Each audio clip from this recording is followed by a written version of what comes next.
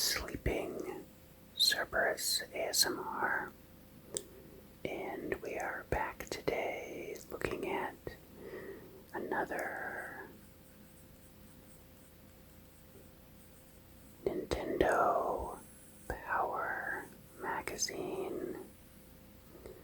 And this one is really exciting because this one features Paper Mario. This is the first Paper Mario for the N64, and I remember first seeing this in screenshots and just being amazed by how good it looked, and I was so excited to play it. So I'm pretty excited to go through this issue, which is volume 141 from February 2001. So this issue features a great initial strategy guide for Paper Mario, and also has exclusive previews for games like Pokémon Stadium 2. So let's get right into this one.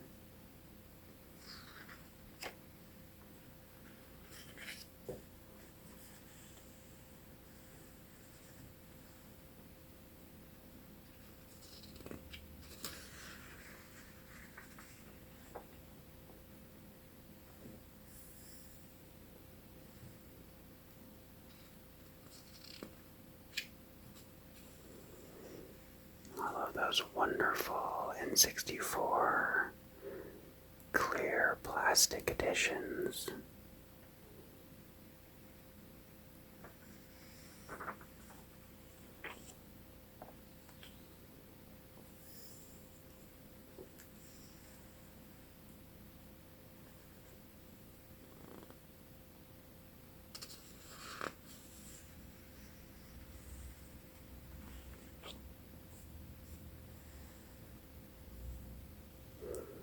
So first off, we have the player's pulse with letters that fans would send in with all of their great artwork.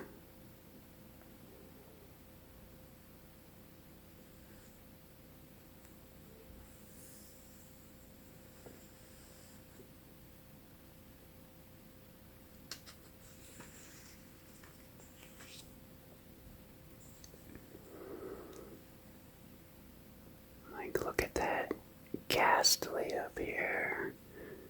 That's just awesome.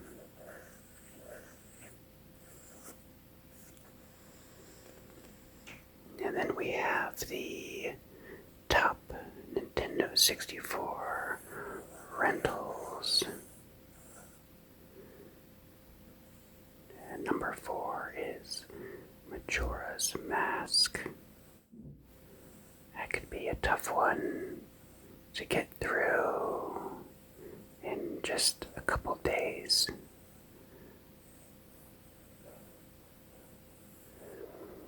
And number 9 is Hey You Pikachu. I'm guessing that they must have also had to have all of the peripherals, like the microphone that was needed to get that to work.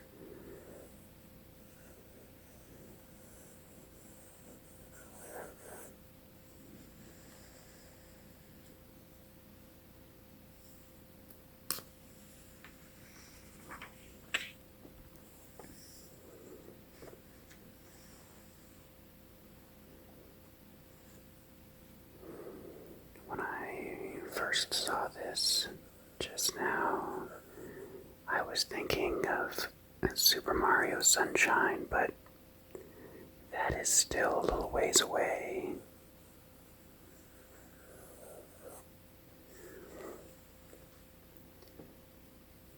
this image of Samus is pretty awesome.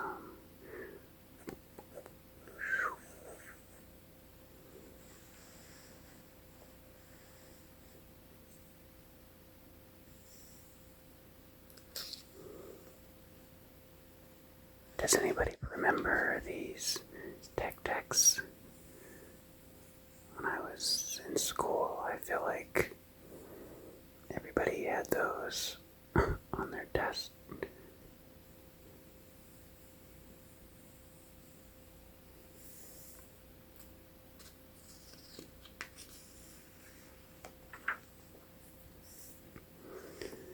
So here we have some early news of the Game Boy Advance.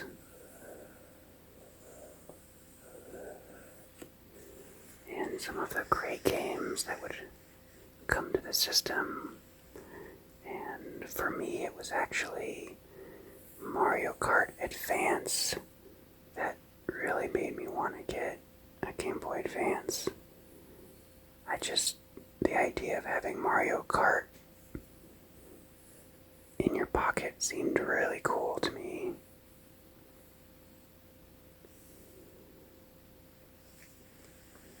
And then we have Mario Advance, F-Zero Advance.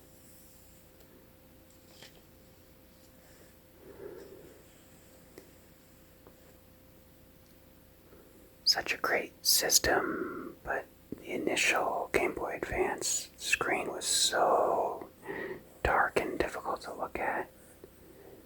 It wasn't until the SP that really showed the full potential of the Game Boy Advance, I think.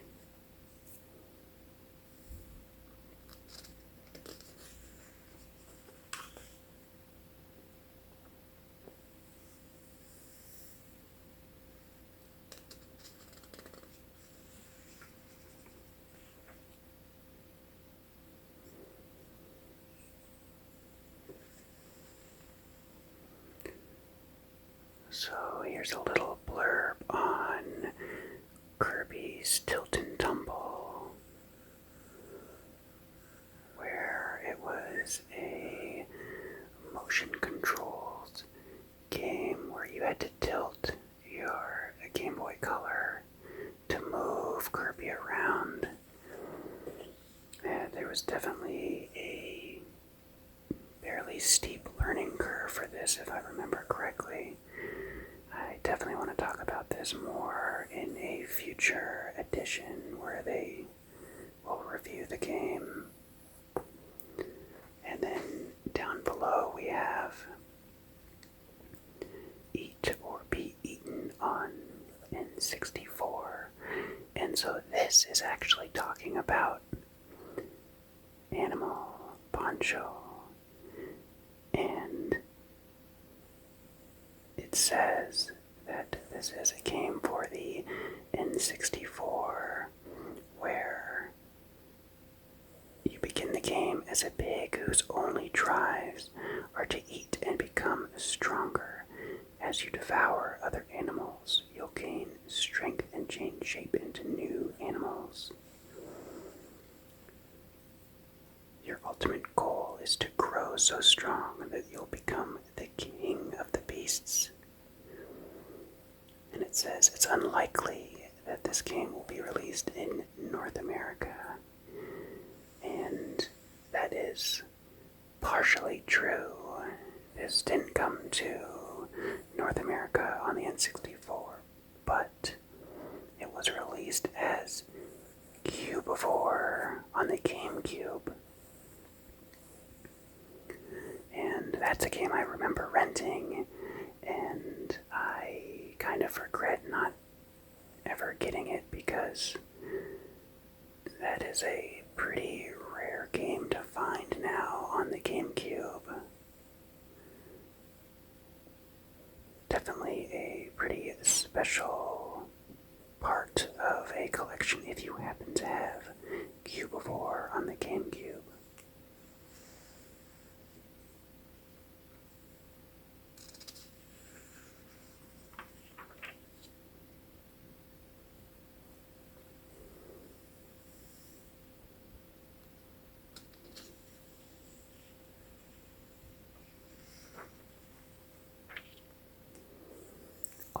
Alright, so here is the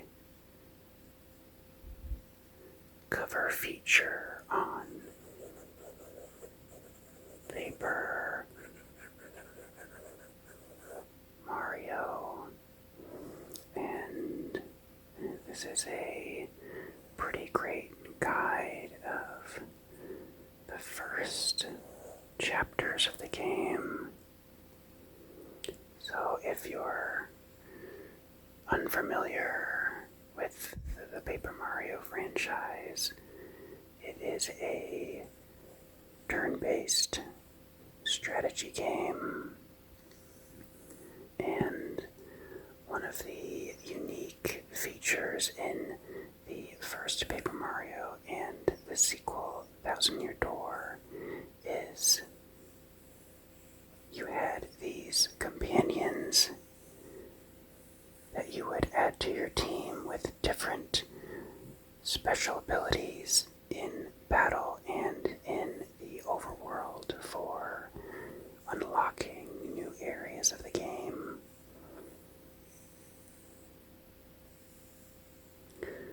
For example, the first one that you meet is Gumbario, and his special ability lets you tattle on the enemies, and it'll give information about them and show their health bar. So I always would want to use Gumbario at the beginning of fighting a new enemy, so you could get the stats on that enemy moving forward.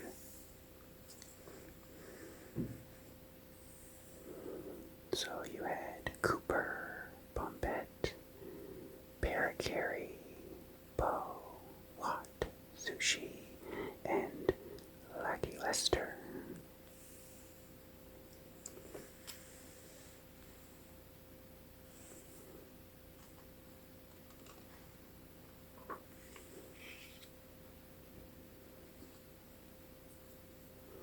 So this guide shows you all of the key areas and places to go.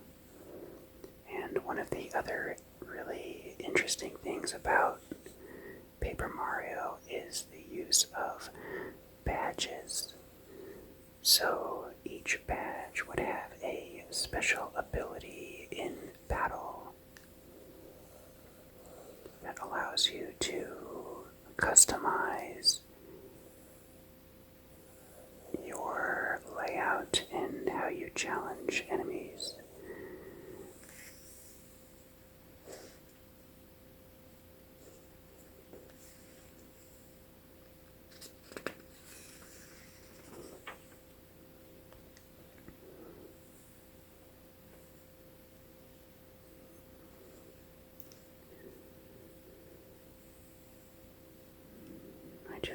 I love the way this game looks, and I would really love a remake of this game as well. I could add some quality of life features. I know there's quite a bit of backtracking and side quests that you can go on, and so having a little bit faster way of getting around would be really awesome.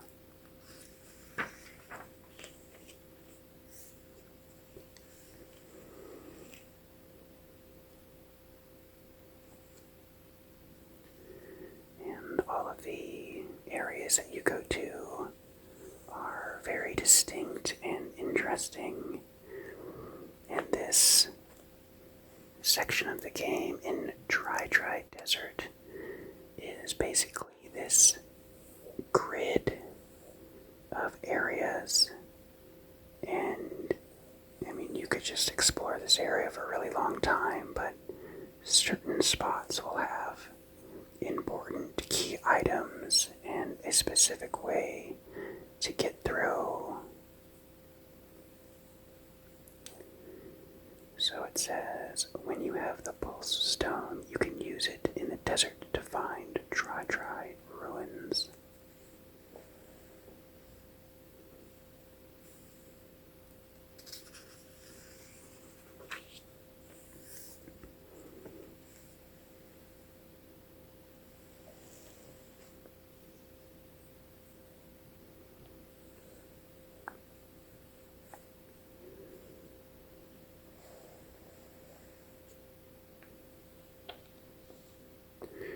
And there's a lot of really unique elements like the Forever Forest Path. And by taking exits that stand out from the others, you can find your way through Forever Forest to the grounds of Boo's mansion. Look at each intersection carefully and try to interact with the rocks and the flowers. Unique reactions mark the exits that you should take.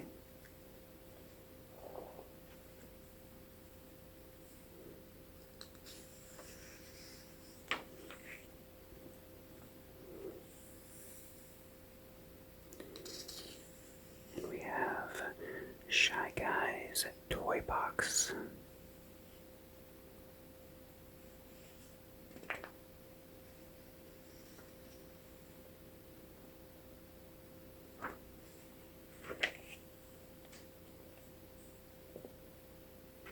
And Lava Island.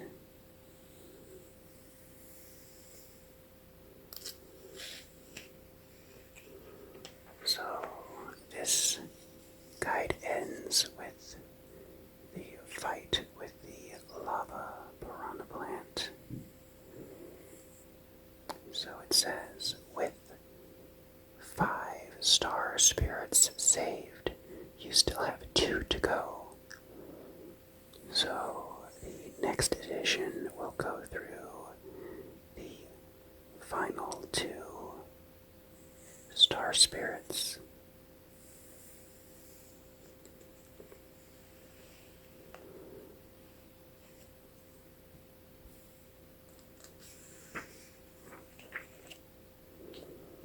And next up we have Mega Man 64.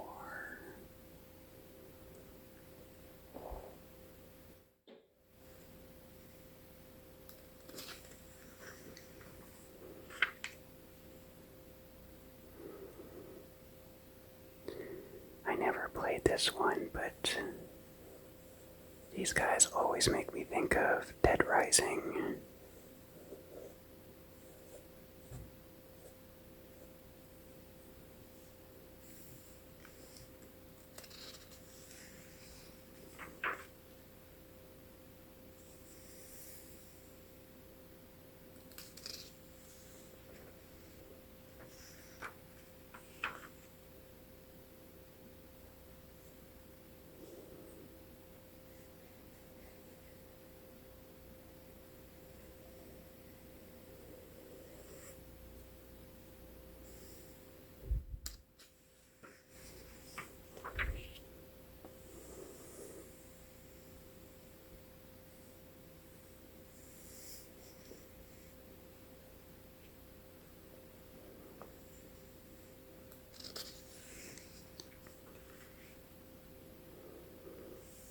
So next up we have the classified information section.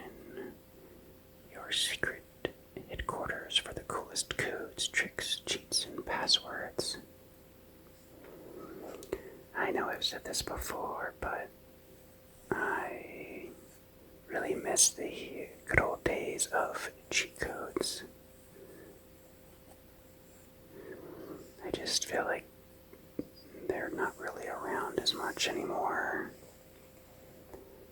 It was just a fun way to experiment with a game, either if you were struggling or if you were done with the game, and certain codes would add just like visual changes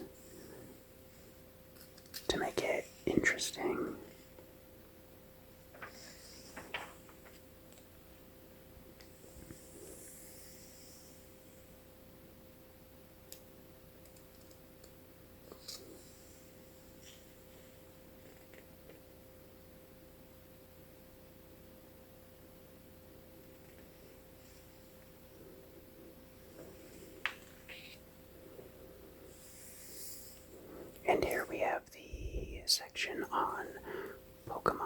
Stadium 2,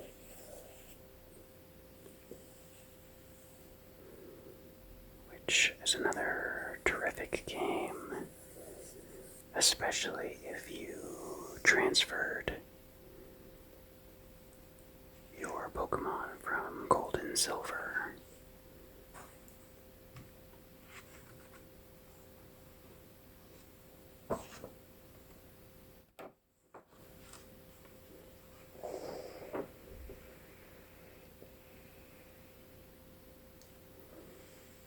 And then, of course, you had Game Boy Tower, which allowed you to play your Game Boy game on the big screen, which was just an awesome feature.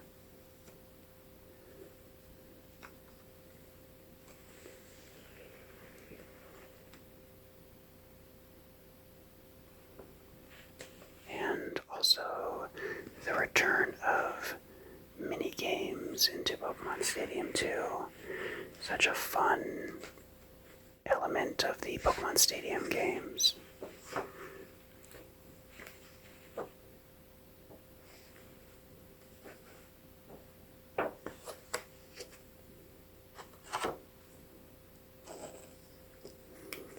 And here we have the poster.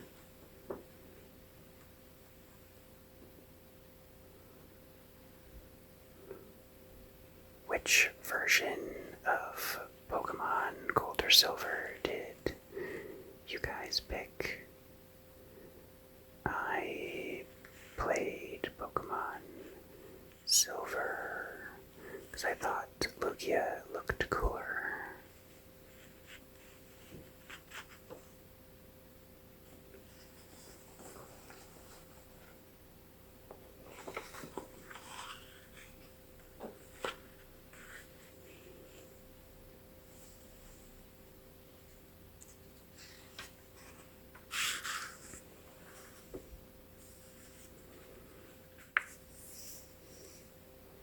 And here we have Star Wars Episode 1, Battle for Naboo.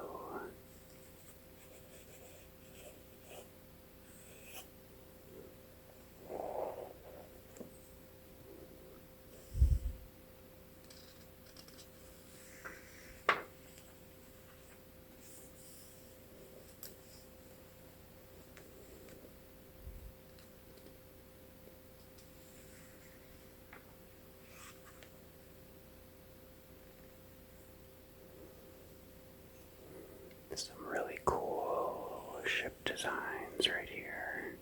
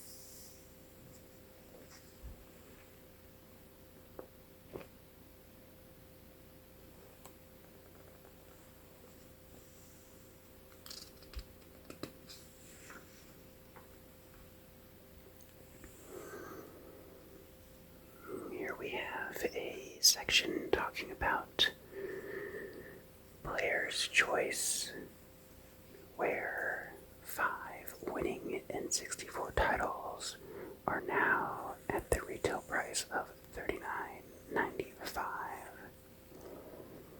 I really miss the days of Player's Choice where games would be discounted. And I know $40 back then is still quite a bit, but it was far more expensive to produce these cartridges. And some of them, like Donkey Kong 64, actually came with the expansion pack, and Pokémon Stadium came with the transfer pack. So it was a pretty great value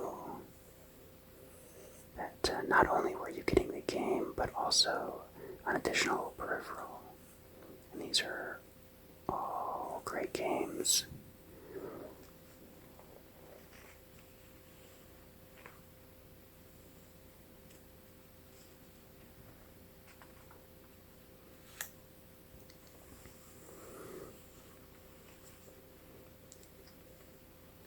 There's some cool tips in here.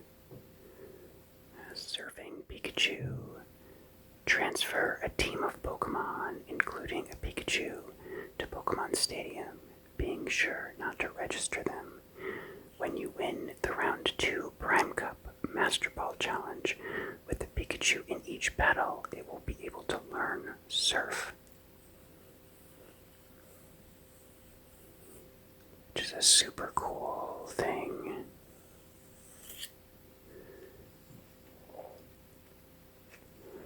And then, in addition to being able to play your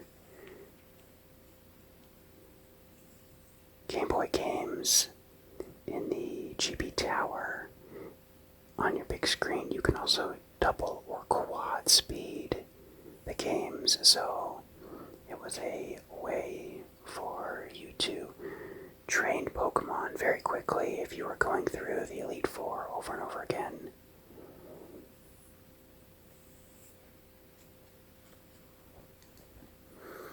And in Pokemon Snap, it was all about finding the little special interactions like balancing Pikachu near the beginning of the tunnel course. You can get a Pikachu to balance on an electrode for 600 special points. Or have Articuno pick up Pikachu for 2,000 special points. It was very cool to discover all of those fun interactions.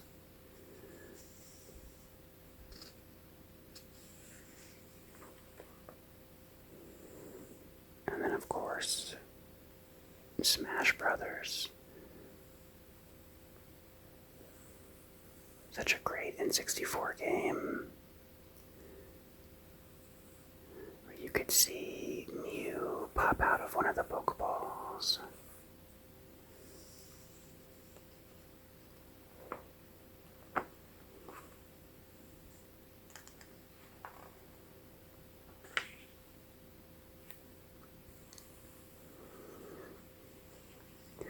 Also, back then, I feel like it was more common for Nintendo to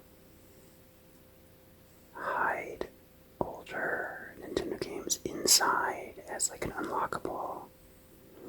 So, for example, the original Donkey Kong game from '81 appears in the Frantic Factory.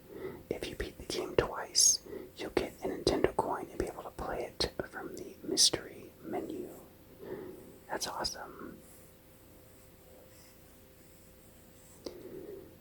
Like the Animal Crossing game for the GameCube, you could get these NES cartridges and just play those in your Animal Crossing house, which was so awesome.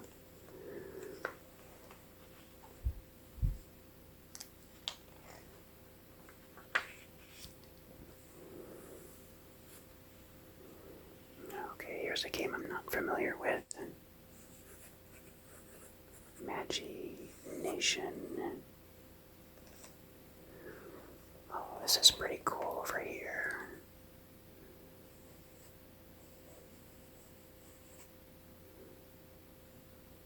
Some pretty cool sprite artwork in here.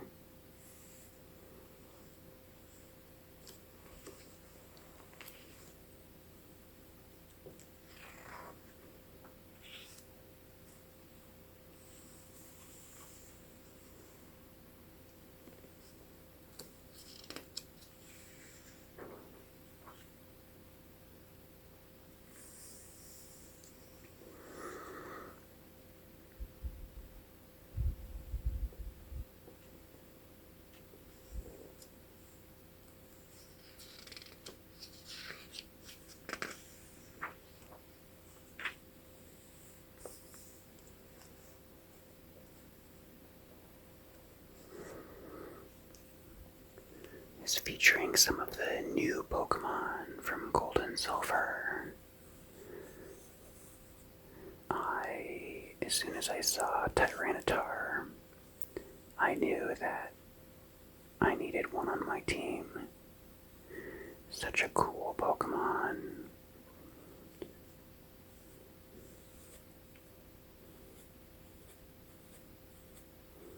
What's your favorite Pokemon from Gen 2?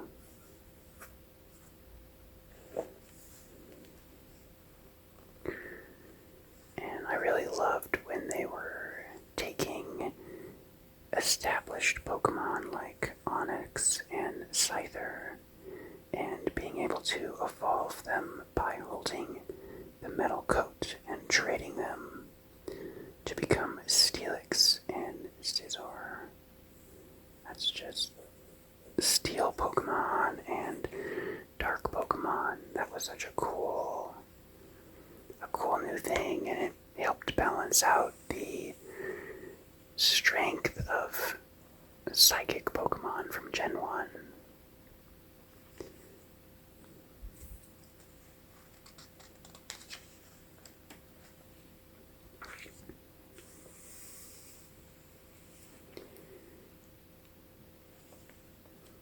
Over here, this was giving you some tips on catching Pokemon, like using Mean Look so they can't escape, and False Swipe, which is a move that would not KO a Pokemon. It always leaves the opponent with 1 HP. So a great combination to catch some of the harder Pokemon, like the legendary beasts. I would always just fly to the same area over and over again until they would show up in a grass patch next to me.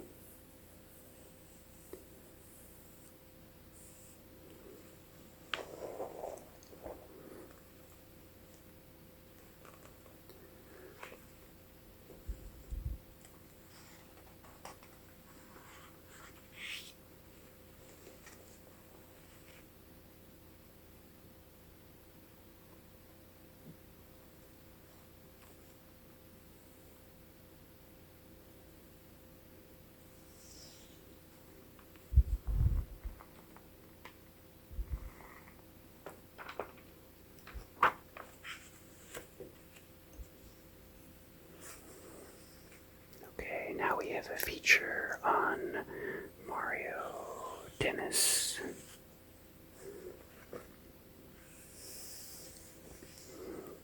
For the Game Boy Color.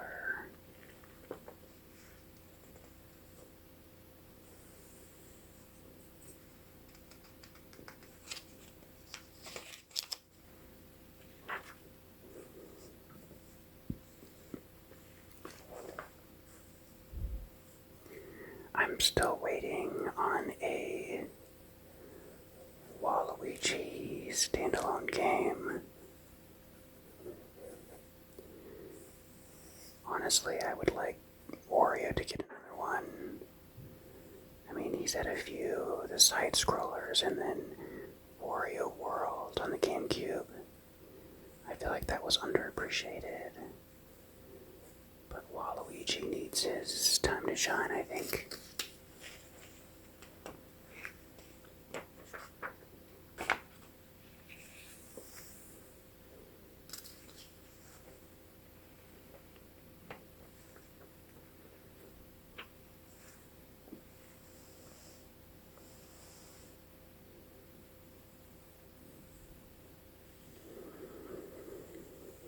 was a cool thing you could do in this one. If you have the N64 version of Mario Tennis and an N64 transfer pack, you can insert your Mario Tennis Game Boy Color game pack and upload Alex and Nina to your N64 game, as well as their double partners. That's pretty cool.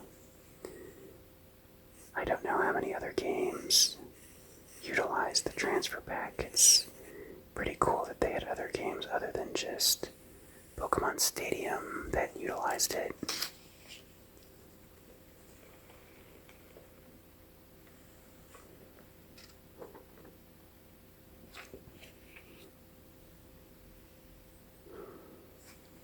So next up is Counselor's Corner, where they would answer some questions about things that people were struggling with.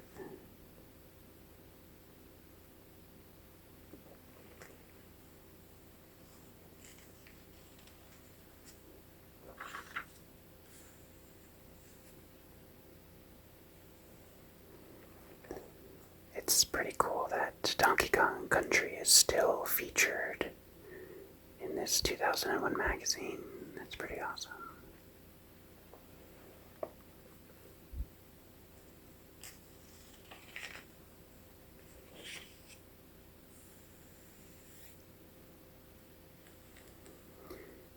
Game Boy A Coco.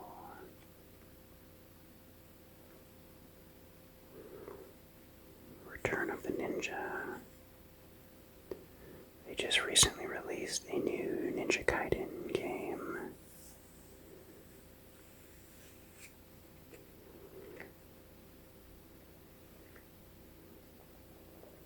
So this one was one of the old school style side scrollers for the Game Boy Color.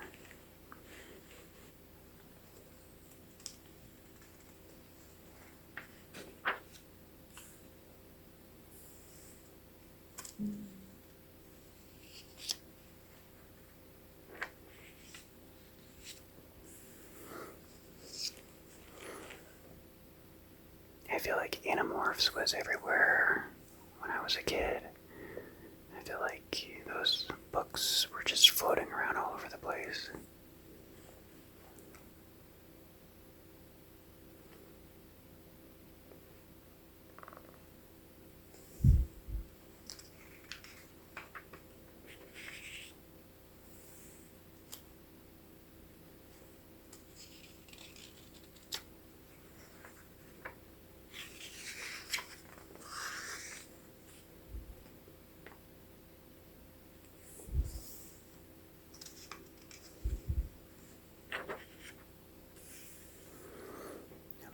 Now we have the review section.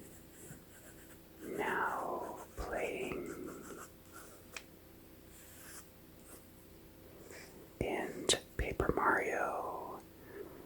Then is in Mario Goes Flat Out Fun. Gets a 4.5 out of 5 stars. Which I'm actually surprised it just didn't get a 5 out of 5 from everybody. It's really, really good game. One of the best, I think, on the N64.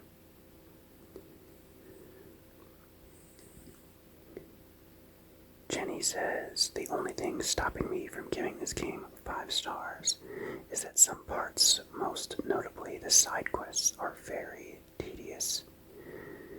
So that's one of the things I was talking about, where if they gave the original Paper Mario game the remake treatment, they could really add some quality of life features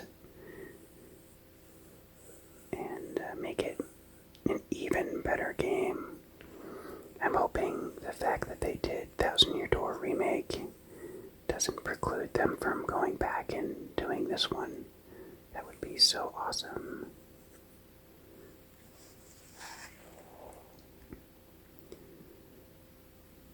The Star Wars game gets a 4 out of 5. And Mega Man 64 gets a 3 out of 5. Drew who says, Mega Man lurches and pivots like a forklift as you move, sending the camera into nausea-inducing spins. Well, that doesn't sound very fun.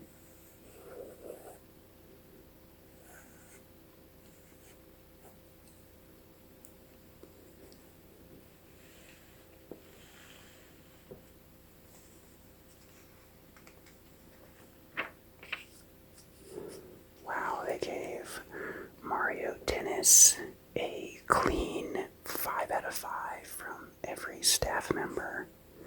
That's crazy.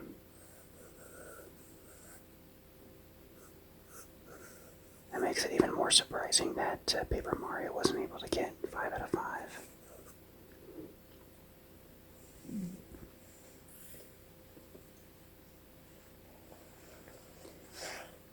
The Animorphs Game Boy Color game gets a 3 out of 5. Jill gives it a very sad 1 star and just says, the graphics could be so much better. That's it. 1 star. Bad graphics.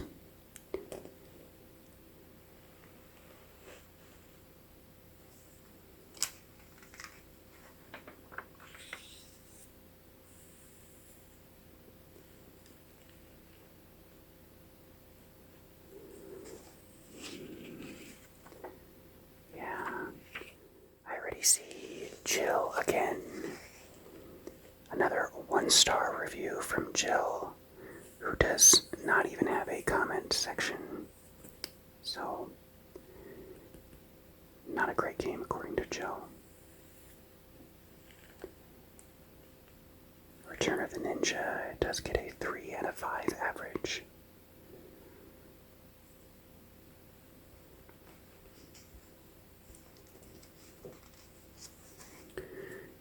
Over here it shows you, if I can get the glare off of the screen, a 1-star ranking is ick. And then there's a little bomb icon that just says no. We haven't seen any of those yet, I don't think. So Jill thought this game was yuck.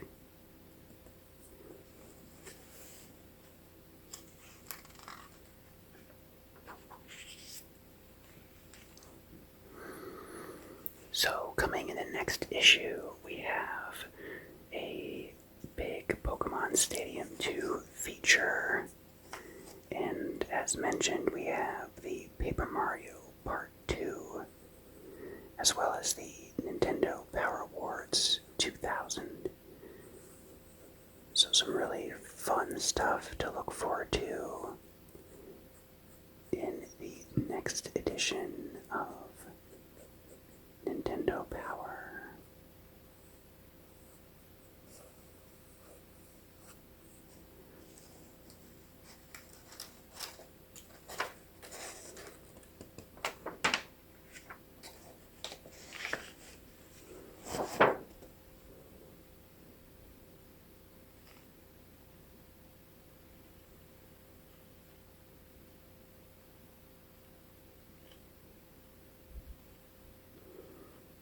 This image kind of reminds me of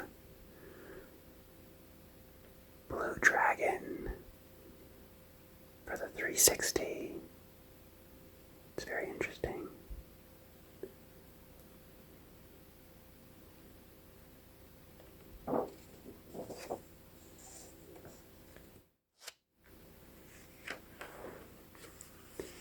So that wraps up another edition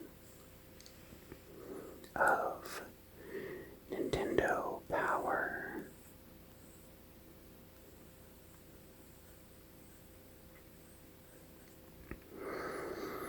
Thank you so much for watching.